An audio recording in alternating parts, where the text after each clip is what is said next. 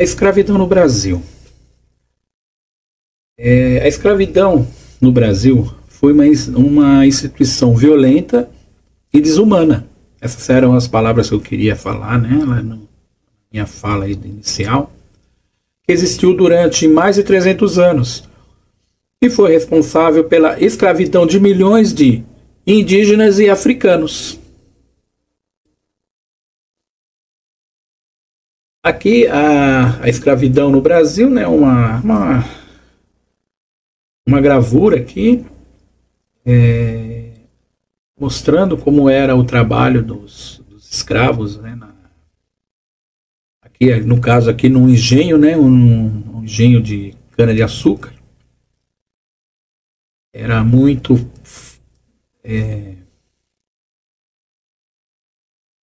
muito pesado, né, e muito desumano realmente. Então, como está dizendo, a escravidão no Brasil foi uma instituição cruel que existiu durante 300 anos. Tá? A escravidão foi uma instituição que se estabeleceu no Brasil por volta da década de 1530, quando as primeiras medidas efetivas de colonização e implantação pelos portugueses.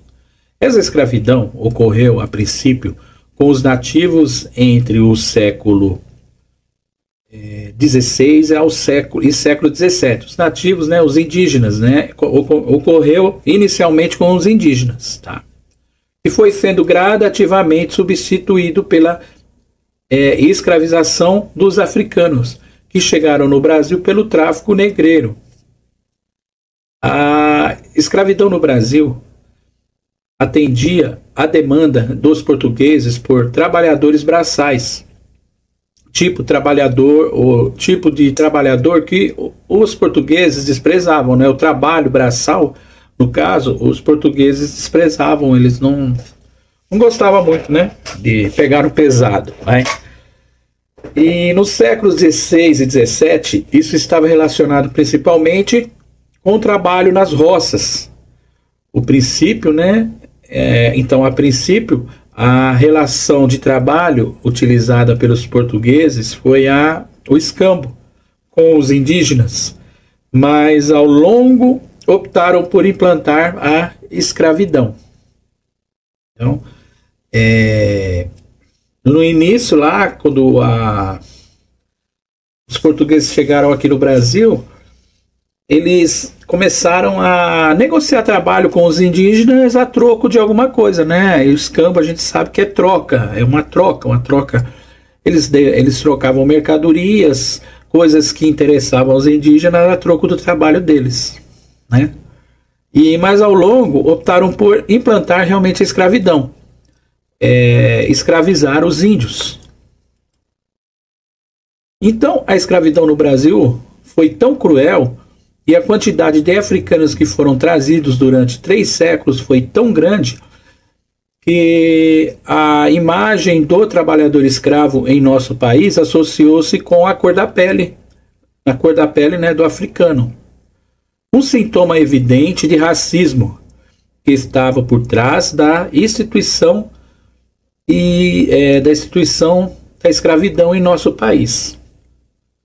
A escravidão no Brasil foi cruel e desumana, e suas consequências, mesmo passada mais de 130 anos da abolição, ainda são perceptíveis. A pobreza, a violência e a discriminação que afetam os negros no Brasil são um reflexo direto de um país que normalizou o preconceito contra esse grupo e deixou à margem da sociedade.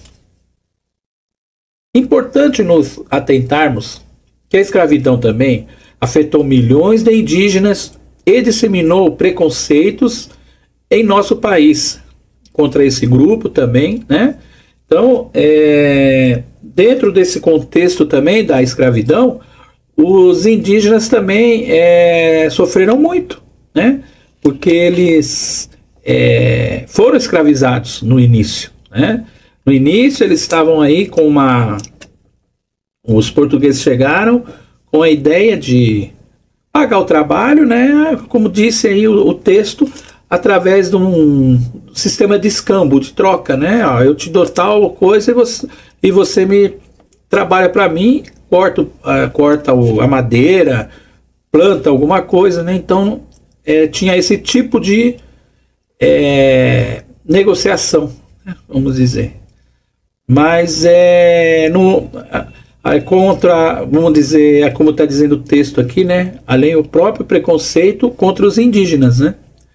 E foi a redução populacional desses povos, que de milhões de habitantes no século XVI passaram por cerca de 800 mil atualmente, né? Segundo aí os dados do IBGE, de milhões de indígenas dos povos originários aqui, hoje no Brasil tem cerca de 800 mil, né? Então, acabaram se dizimando realmente os portugueses, né? A escravidão no Brasil foi implantada nas primeiras décadas da colonização e aconteceu na década de 1530, quando os portugueses implantaram o sistema de capitanias hereditárias e deram início ao processo de colonização da América portuguesa.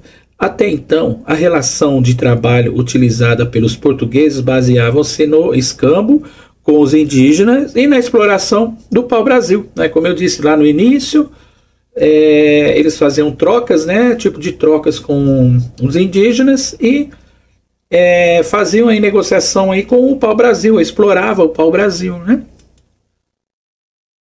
Então, a partir de 1534, os portugueses implantaram as capitanias hereditárias e, com isso, passaram a incentivar o cultivo da cana-de-açúcar e o desenvolvimento de engenhos para produzir açúcar.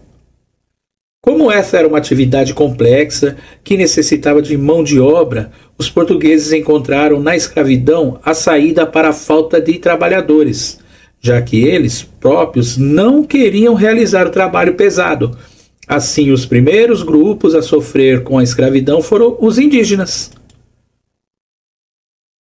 Então aqui tem uma outra gravura, né, da escravidão dos indígenas. É uma gravura aí, os portugueses ali forçando, né, os indígenas a trabalhar na cultura da cana-de-açúcar. Os indígenas foram a principal mão de obra escrava dos portugueses até meados do século XVII, quando então começaram a ser superados em números pelos escravos africanos. Escravizar um indígena em comparação a um africano era muito mais acessível para que os colonos portugueses, mas uma série de questões tornaram-se mais prática e mais problemática. O primeiro, havia a questão cultural, uma vez que os índios não estavam familiarizados com a ideia de trabalho contínuo para a produção de excedentes, o que fazia parte da cultura europeia, certo? Além disso, é porque os indígenas eles estavam acostumados, eles plantavam o que eles iam comer e plantavam e caçavam também, né, o que eles iam comer. Então eles tinham aquela cultura do suficiente para eles, né? Não tinha a cultura do excedente para poder sobrar e vender, né? Essa cultura já dos portugueses, né? Já no início aí do mercantilismo, né? Então lá no pré-capitalismo, que a gente pode dizer, né? Então, além disso, os indígenas eram vistos pelos padres jesuítas como um rebanho em potencial para serem convertidos ao catolicismo. Isso criava um impasse muito grande, porque os colonos queriam escravizar os indígenas irrestritamente, enquanto os jesuítas criavam barreiras para isso. Então, os conflitos entre os colonos e os jesuítas foram frequentes, e foi muito comum que os bandeirantes atacassem missões jesuíticas para sequestrar os índios, instalando lá e revendê-los como escravos. De toda forma, a pressão dos jesuítas contra a escravidão dos indígenas poderiam gerar inúmeros problemas jurídicos para os colonos, que não e não os escravizavam em caso de guerra justa. A pressão dos jesuítas sobre a coroa para proibir a escravização dos indígenas resultou a lei proibindo a escravização dos índios em 1570. Apesar da lei, os índios continuavam sendo escravizados, sobretudo em locais que não tinham economia tão próspera e o que a quantidade de africanos enviados era pequena. Então, naquele interior, naquele sertão, naquele longínquo interior, eles ainda continuavam praticando a escravidão com os indígenas, né? E o outro obstáculo para a escravização dos indígenas era a suscetibilidade deles para doenças, como a varíola, a gripe, o sarampo, etc. E a falta de defesa biológica foi algo marcante na história da colonização da América. Quer dizer, os indígenas eles não tinham os anticorpos, né, para se proteger desses tipos de doença que os europeus traziam, né, e acabava que então teve muitas, como está dizendo aqui, e ao longo desse período aconteceram inúmeras epidemias que mataram indígenas aos milhares. A mortalidade dos indígenas também ocorria por meio da guerra e da própria escravização. Chamados de negros da terra, os indígenas eram até 3 vezes mais baratos que um escravo africano. O historiador Stuart Schurz afirmou que na década de 1570, um escravo indígena custava cerca de 7 mil réis, enquanto que um escravo africano custava cerca de 20 mil réis. Nessa época, era necessário que um escravo africano trabalhasse de 13 a 16 meses para que seu senhor recuperasse o valor gasto, né? O investimento do comprador do escravo tinha esse prazo para recuperar o valor dele. Como mencionamos, os indígenas foram a principal mão de obra escrava até meados do século XVII. Que existem inúmeros de levantamentos que mostram que o número de escravos indígenas era superior nos engenhos instalados pelo país. E essa situação começou a se modificar aos poucos e foi a prosperidade da economia açucareira que permitiu que os locais como Pernambuco, Bahia, recebessem tantos africanos. Então, à medida que os engenhos iam faturando, né, eles começaram a ter economicamente, eles puderam já começar a comprar os escravos africanos, né? Aqui o tráfico foi responsável pelo desembarque de quase 5 milhões de africanos no Brasil durante 3 séculos de existência. Então aqui tem também uma gravura aqui, uma figura aqui do navio negreiro, né? Trazendo aí os escravos lá pro Brasil. Eles vinham numa situação degradante também, insalubre, morreu muitos, né, no caminho, e era muito sofrimento, né, gente? Muito sofrimento para um homem, né? Então os primeiros africanos começaram a chegar no Brasil na década de 1550 e foram trazidos por meio de tráfico negreiro. Um negócio que fez fortunas ao longo de 3 séculos.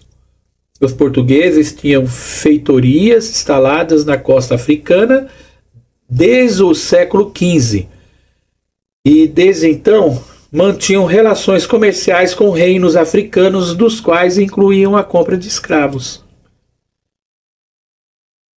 À medida que a colonização do Brasil se desenvolveu, e a necessidade por trabalhadores eram tão grande que fez com que o comércio prosperasse em larga escala. O sucesso do tráfico negreiro está relacionado dessa forma, com a necessidade da colônia por trabalhadores. E esse negócio foi altamente lucrativo para os traficantes, assim como para a coroa. E ao longo de 300 anos, a existência do tráfico negreiro, cerca de 4,8 milhões de africanos foram trazidos para o Brasil, e que significava que o nosso país foi o que mais recebeu africanos para serem escravizados ao longo de 3 séculos, em todo o continente americano. O trabalho dos escravos africanos, a princípio, foi utilizado para atender às demandas da produção de açúcar nos engenhos. A vida de um escravo era dura e marcada pela violência dos senhores e das autoridades coloniais. A jornada diária de trabalho poderia se estender até por 20 horas por dia, e o trabalho no engenho era mais pesado e perigoso que trabalhar nas plantações e nas moendas, né? Então, nas moendas, o local onde a cana era moída para extrair o seu caldo, era comum acidentes que faziam com que os escravos perdessem a mão ou braços nas fornalhas e caldeiras, o local de cozimento do caldo da cana. As queimaduras eram o acidente mais comum que atingia os escravos, e essa etapa do trabalho era tão dura que era reservada para os escravos mais rebeldes e fujões. Os engenhos grandes que chegavam a possuir 100 escravos ou mais. Por isso, o senhor de escravos nem sempre tinha contato direto com todos os escravos. Os escravos dormiam no chão duro da senzala e lá eram monitorados para evitar que fugissem. A alimentação era pobre e insuficiente, e os escravos precisavam completá-las com os alimentos obtidos em pequenas lavouras que cultivavam aos domingos, né? Então, eles trabalhavam aí praticamente 20 horas por dia, e chegava no final de semana, vamos dizer, no domingo, né? Que acho que eles trabalhavam aí, folgavam no dia de domingo, e teriam que trabalhar também na sua lavoura, né? Para sua subsistência. Os escravos que trabalhavam na casa grande, na residência do senhor de escravos, eram mais bem tratados, mais bem alimentados e mais bem vestidos, em relação aos escravos que trabalhavam na lavoura ou no engenho. Existiam também os escravos que trabalhavam na cidade, em ofícios de mais variados tipos, porque dependendo, como nós falamos, né, os portugueses eles não tinham esse hábito de trabalhar em trabalhos assim, braçais, né? Então, mesmo lá nos grandes centros, né, na cidade, os trabalhos mais braçais, os trabalhos mais simples, vamos dizer, eram os escravos que faziam também, né? Então, muitos escravos eram acorrentados para evitar que fugissem, e outros utilizavam máscaras de ferro, como uma máscara de Flanders, utilizada para impedir que os escravos de engolir diamantes quando trabalhavam, né, nas regiões mineradoras, ou para impedir que se embriagasse, ou mesmo para impedir que cometessem suicídio por meio de ingestão de terra, né? Porque muitos não aguentavam essa situação e eles preferiam morrer. Então, como está dizendo aqui, o que eles fazem? Eles começavam a comer terra para poder fazer mal para ele e ele acabar morrendo. Então, era uma situação degradante mesmo, né, para colocar um ser humano, né? A violência praticada sistematicamente contra os escravos tinha o objetivo de incutir-lhes o temor de seus senhores e impedir que as fugas e revoltas acontecessem.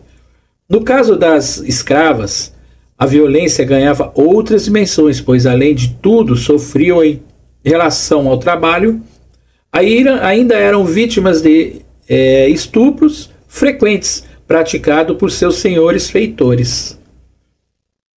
Então, os escravos rebeldes ou os que cometessem algum delito, por menor que fosse, poderiam receber punições pesadas. Entre as punições praticamente contra os escravos podem ser destacados os açoitamentos, e muitos escravos punidos com açoites eram castigados com 300 ou mais chibatadas, o suficiente para levar um ser humano à morte, né? Com certeza, né?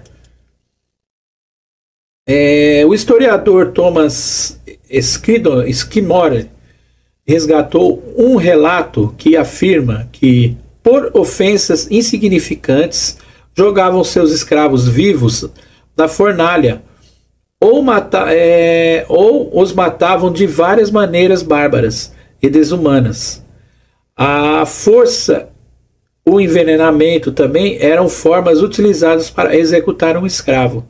Então, gente, era muita crueldade, né? Muita crueldade que esses senhores, né, de engenho aí, essa elite que a gente tinha na época, praticava contra o ser humano, né? O fim da escravidão. O Brasil foi o último país do continente americano a abolir o trabalho escravo. Isso ocorreu por meio da Lei Áurea, aprovada pelo Senado e assinada pela Princesa Isabel em 13 de maio de 1888.